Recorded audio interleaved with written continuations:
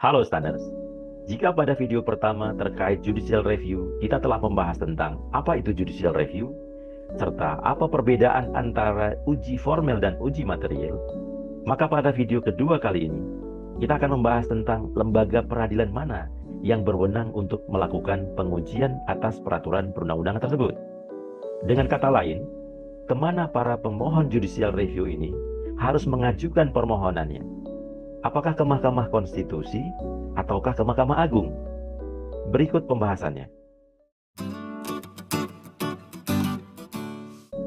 Berdasarkan pasal 24 Undang-Undang Dasar 1945, pemegang kekuasaan kehakiman di Indonesia dilakukan oleh Mahkamah Agung dan Mahkamah Konstitusi. Demikian pula dalam konteks judicial review. Baik Mahkamah Konstitusi maupun Mahkamah Agung juga sama-sama memiliki kewenangan untuk melakukan pengujian peraturan perundang-undangan atau judicial review. Yang jadi pertanyaan selanjutnya adalah, judicial review yang seperti apa yang kewenangannya ada di Mahkamah Konstitusi dan judicial review seperti apa yang kewenangannya ada di Mahkamah Agung? Atau dengan kata lain, para pemohon pengujian peraturan perundang-undangan kemana harus mengajukan judicial review tersebut? Apakah ke Mahkamah Konstitusi ataukah ke Mahkamah Agung? Untuk memudahkan dalam menjawab persoalan tersebut, ada baiknya kita langsung menggunakan contoh kasus real.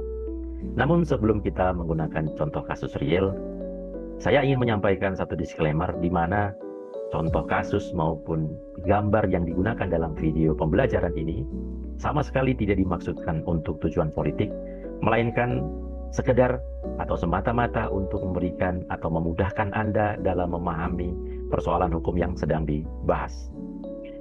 Standers, beberapa waktu yang lalu, tentu kita, sebagian besar kita masih ingat, ada dua permohonan pengujian peraturan perundang-undangan atau judicial review terkait ambang batas usia kepala negara dan kepala daerah.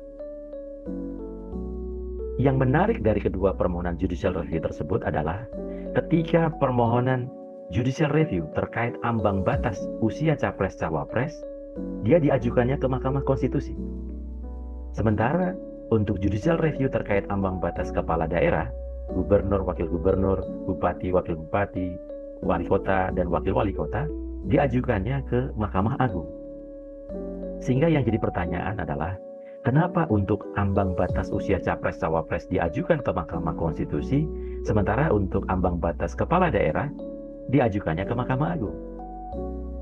Untuk menjawab pertanyaan tersebut, kata kunci yang harus dikuasai dengan baik adalah apa objek yang diuji atau jenis peraturan perundang-undangan apa yang diajukan judicial review. Sejalan dengan teori Stephen Baunya Hans Kelsen, berdasarkan Undang-Undang Nomor 12 Tahun 2011 sebagaimana telah diubah terakhir dengan Undang-Undang Nomor 13 Tahun 2022, peraturan perundang-undangan di Indonesia juga bersifat hierarkis, di mana peraturan perundang-undangan yang secara hierarki berada di bawah tidak boleh bertentangan dengan peraturan perundang-undangan yang secara hierarki berada di atasnya. Apabila hal ini terjadi, di mana peraturan perundang-undangan yang di bawah bertentangan dengan peraturan perundang-undangan yang ada di atasnya, maka terbuka peluang kepadanya untuk diajukan judicial review. Kembali ke pertanyaan awal tadi. Lalu, jenis peraturan perundang-undangan yang mana yang pengajuan judicial review-nya ke Mahkamah Konstitusi dan mana yang ke Mahkamah Agung? Berdasarkan pasal 24A dan pasal 24C Undang-Undang Dasar 1945, jika yang hendak diuji adalah undang-undang yang hendak diuji dengan tingkat kesesuaiannya terhadap Undang-Undang Dasar, maka pengujiannya diajukan ke Mahkamah Konstitusi. Sementara jika yang hendak diuji adalah peraturan perundang-undangan di bawah undang-undang, yang hendak diuji tingkat kesesuaiannya dengan undang-undang, maka pengajuan judicial review-nya diajukan ke Mahkamah Agung. Kembali contoh soal atau contoh kasus real kita.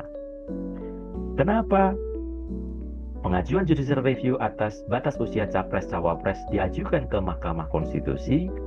Karena yang diuji adalah Undang-Undang Pemilu Nomor 7 Tahun 2017. Dia diuji tingkat kesesuaiannya dengan Undang-Undang Dasar atau Konstitusi kita.